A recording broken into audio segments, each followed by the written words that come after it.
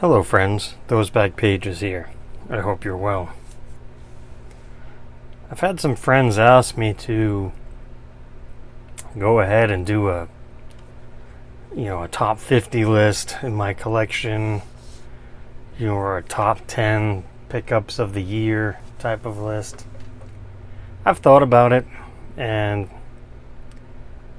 the top 50 list is out of the question. I'm not that type of collector. I've never what's my most valuable card?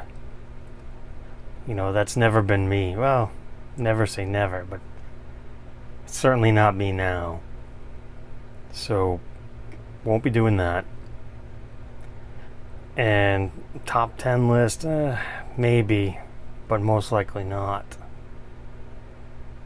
But what I did want to do is a inaugural Hall of Fame class of Major League Baseball from 1936. The reason I'm doing this is because this year, one of the big things I was able to accomplish was finishing that inaugural class of the Baseball Hall of Fame playing days cards. Not rookie cards, because that's a whole other debate. Pre-war it's very, very, very, very, very difficult to come to some sort of overall agreement on what a rookie card is for a particular player. And frankly, I don't have the budget for that. So playing days cards is enough for me. I've personally never been a fan of postcards or strip cards or cards made by some goulash company in Zimbabwe. I like traditional mainstream cards. Prefer pack issued, whether cigarette packs or bait card, like bubblegum packs, sticker packs, whatever. Not stickers, because to me stickers are not cards, but that's just me, I suppose. But yeah, so coming into the year, I was at the 60% level, and that was due to a big pickup at the East Coast National last year, and I actually concluded it at the East Coast National this year, ironically enough. But so the inaugural class was five inductees, and I think it's pretty incredible when you stop and you think who wasn't inducted. And the many names that were not inducted in the first class. I guess the most notable being Elijah Way and Cy Young. But stop and think about that for a minute. Back in the day, what it took to get into the first class, and how many names over the years were not elected in their first year of eligibility. You might be surprised if you go ahead and look that up.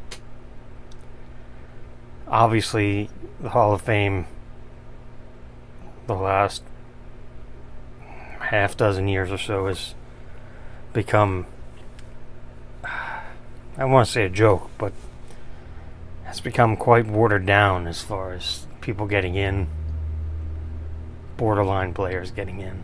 Yes, I understand back in the old days there were some, I've had, conversations with folks, so-and-so is in, and look at his numbers from, 113 years ago. He got in. Well, I guess I can't really speak on that because I didn't see him play.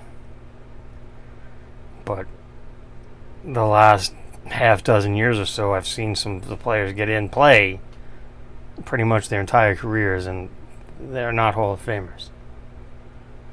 It's back before the internet. Any of you watching that weren't cognizant before the internet existed, it's unfathomable to think that, there was a time we would wake up in the morning and read the newspaper, and go right to the sports section and see how players did the night before. And depending on where you lived in the country, you sometimes had to get the late edition of the sports final, or late edition, even better, sports final, that would have the West Coast games in it. Especially if your local team was on the West Coast, if you lived on the East Coast, etc. And they're not needing to name names, but there are some players in the Hall of Fame that it never crossed my mind. How'd this player do? Let me check the box scores. How'd this player do last night? And it's never crossed my mind on this handful of players, or maybe even greater handful if I analyzed it more. But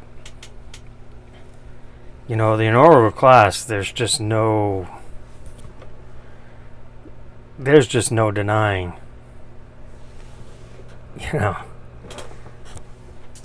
The names on this. We'll go over the names, but if you don't know them already. And I was looking at the baseballhall.org site, and they have them just listed alphabetically, which is kind of, I guess I could have studied more and see who got more votes or whatnot, but I've decided I'm going to show them in order of order that I acquired them. Maybe talk a little bit about them as I show.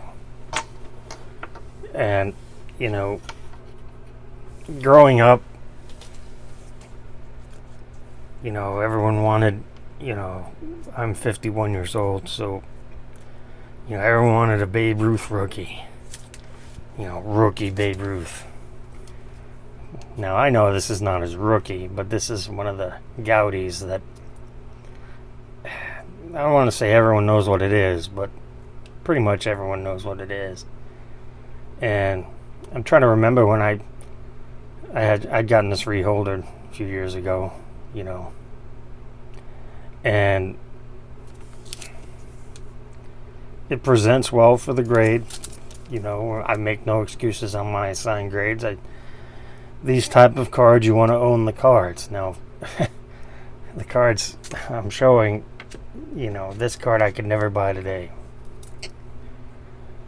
But, I bought this 10 years ago, and it was affordable then. I remember the hang-up on this was initially, again, talk about it a little bit. I remember the hang-up. I remember the dealer I bought it from. I still see him. He's a local New York dealer. I remember the hang-up was $50.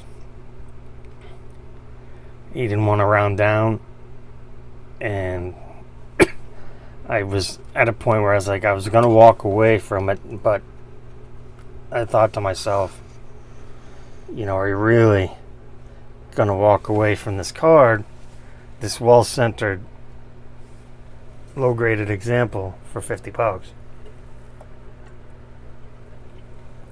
And the thing to remember is that $50, is $50, but 10 years ago, $50 was a little bit more in the hobby than it is now. So, obviously you see it there, and I wound up grabbing it. The next member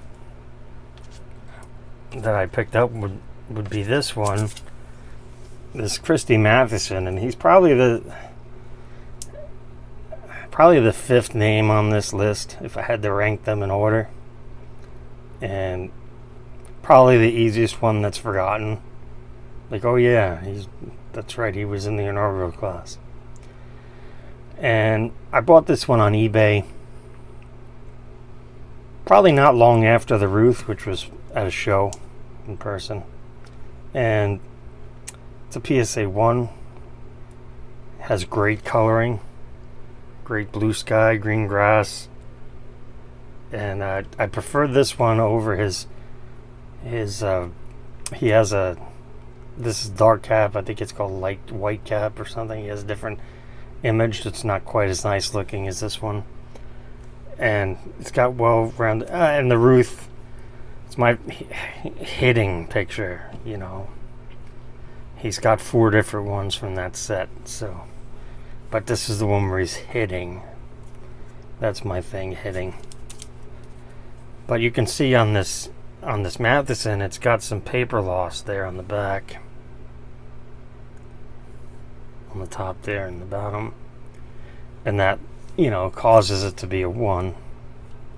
Nice rounded corners, great centering. Now, the thing for me with these, picking them up over the years and trying to be specific, as you can tell by the first 2 examples here, they're well centered.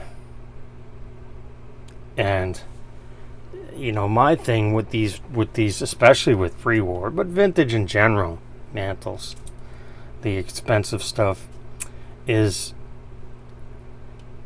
when you're buying, you know, low to mid-low grade, you have to concede things. So my big thing is centering first and foremost, and then, which is just easier to demonstrate on the Mathewson, is, you know, make sure the face is not effed up with a crease through the face, or, you know, up and down, whatever it may be. You know, you prefer crease free. This one happens to be crease free, but, you know, if there's a crease, you want it down here. You want it somewhere, or hidden in the jersey, that it blends in with the jersey, so you're not, it's not what your eye sees when you look at the card. Because I think that the first thing people see when they see a card is centering.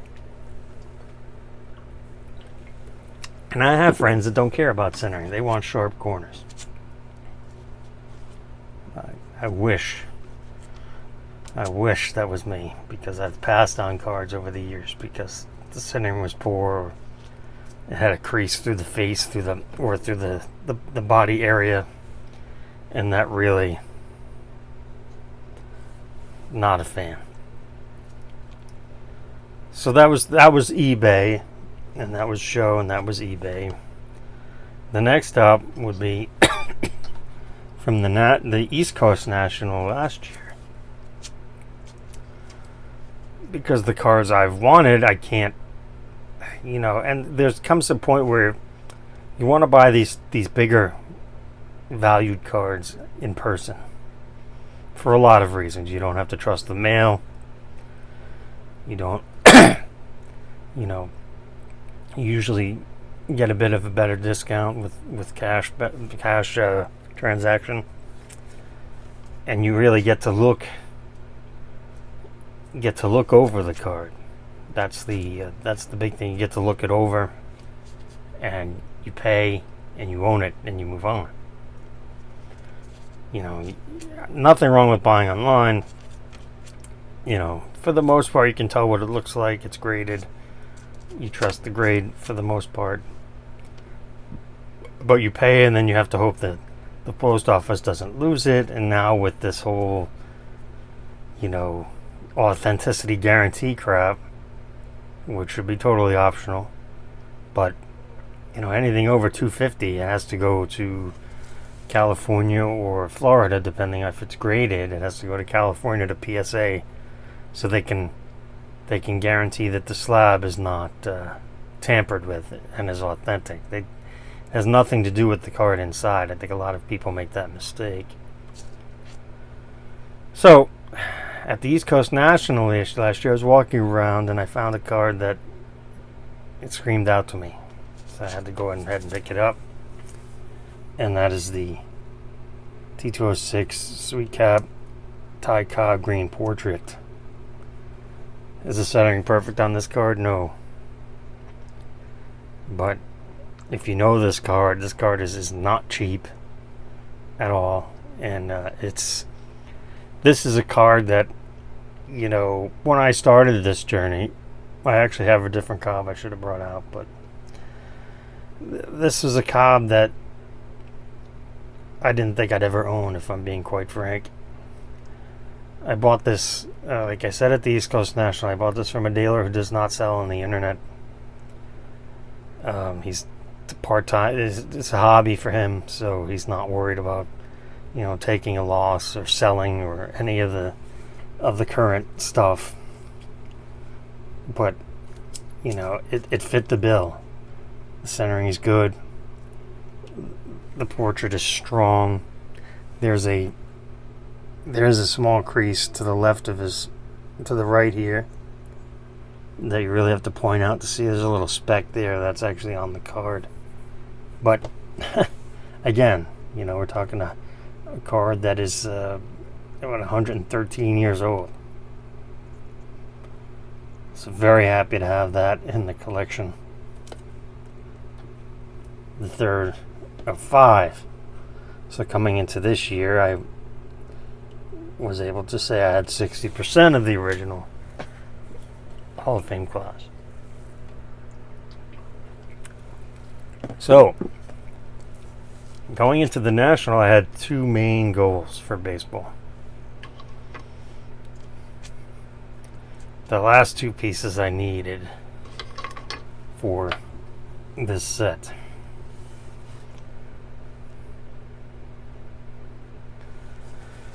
I was able to find one. I found, obviously not a T206, but an E95 caramel Honus Wagner in a PSA 1.5 MK. I usually like to stay away from qualifiers, but sometimes, I mean, when you're dealing with Honus Wagner playing days cards, you only have a handful to pick from to begin with.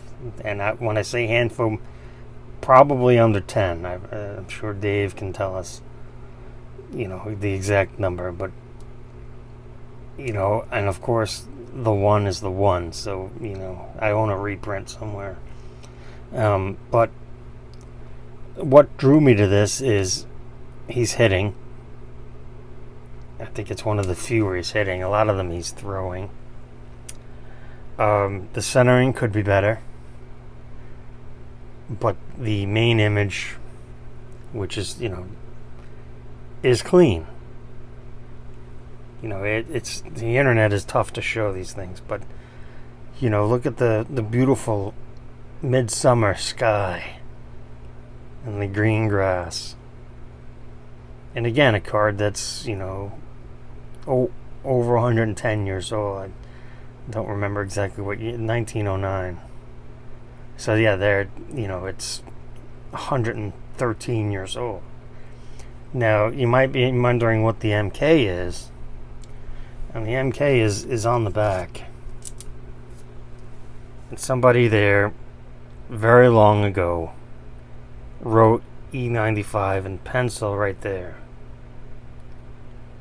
You know, and those of you who are old enough to have what would have been really old grandparents, you recognize that type of handwriting, as that's how people used to write back in the day. Now, what I think is, you know, this has the checklist, which is nice, of the entire set. What I think is really nice about this card is because when Jefferson Burdick cataloged, excuse me, these you know, pre-First War cards. These were all made, you know, these 3 were made before the First World War. So when he catalogs it, E95 is a confectionery grade, category. So whoever owned this card at the time they wanted to know what it was, so they just wrote E95 on the back. I'm glad whoever had this didn't erase it. They just left it as is, because I'm guessing, I can't remember when Burdick started. It was in the 30s or the 40s. So whoever owned this card probably wrote E95 on the back of all the ones they own. So if I ever saw another one, I'd probably be interested in it. But again, this is just something that, I was very, I was interested in this card. Like I said, I bought this year. I was interested in this card 10 years ago, but it was almost quite literally half of what it goes for now.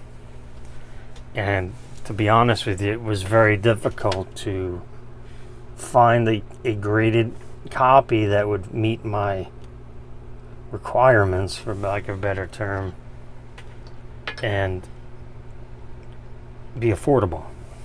Basically what I'm saying is, like, the PSA ones, 10 years ago were 4-figure card and looked like a truck ran over it, or a kid kept it in his jeans for a couple of weeks. So that's 80% of the set. So the last card in the set that I needed was, I picked this up at the East Coast National this year, which 40-minute drive from my house. That's local, I guess. As local as it's going to get. And that would be Walter Johnson, The Big Train portrait. And I saw this one. I said, all right, I think this is the one. And I took a picture of it. I discussed it with a friend of mine. Probably definitely one of my closest friends in the hobby. And we went over it, and you can see here there's a crease right here going right there. Well, that shows it well. So he has 2 cards in the T206 set.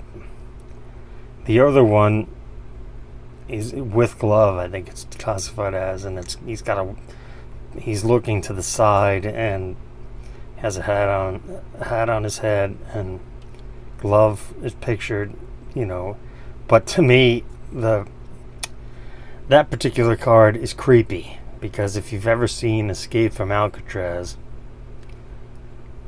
it looks like one of the dummy heads that the inmates use to escape, and that's always stuck with me.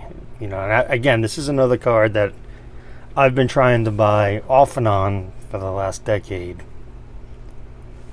So when I saw this one, with well-rounded corners, the crease there away from his face, and a sign grade of a 1, I was very excited. Back is well centered, but let's be honest, these are the common backs. I'm not going to get into the rare backs, because the fronts all look the same, and 95% of people don't even look at the backs. But when it comes to the front, this image is probably rather I-word, but very happy to be able to add this to my collection. It was a little bit more than I wanted to spend, but at the end of the day, to be able to knock this set out of the park, just really happy. This is probably my biggest accomplishment of 2022, is being able to have playing days cards of the inaugural class of the Baseball Hall of Fame. And this is the top of the top here, and again, it's I see this a lot on social media, that I can't believe so and so has these cards, and what a collection, and I'll never have anything like that. And that's the wrong mentality to have. I think a lot of mistakes that the newer people, the last two plus years that have either joined or rejoined us, make the mistake of thinking that everything here happened overnight. And, like I mentioned, I've been working on this particular set here over a decade. So it's something that, does not happen overnight. And you have to have what you prefer in the cards as far as visual presentation. I mean, I know people that would never buy any of these T206s under a 3 or a 4. And that's just not going to be me. That's not going to be in my budget. And I know that, and I knew that all along. Now there are still a few cards I'd like a Cy Young green portrait, but the price is crazy. It's more, I've been watching a couple PSA 2 green Cy Youngs, and they've ended for more than that Walter Johnson one there on the right, and that's not. I'm not saying it's not right, but it's just not for me, I guess is the way to put it. So I hope you learned something. I hope you're enjoying whatever it is you're doing in this hobby. Collecting, flipping, whatever it is. Participating is what is most important. Is to participate, to have a good time, to enjoy your collection. And I think the biggest thing that everyone can do in 2023 is to grow your friend base. Make more friends. Reach out to other people that you have collecting commonality with. Now, I'm not saying an echo chamber. You don't want 6 friends and, oh yeah, that's great, this is great, everything is great, sunshine and rainbows. But you don't want the other direction either. You don't want all negativity. You want a nice balance. Checks and balances. I think it's important. I think it's the best way to, honestly, it's probably the best, other than spending a bunch of money, it's the best way to grow your collection. You're always learning. I like to try to learn something new each and every day in the hobby.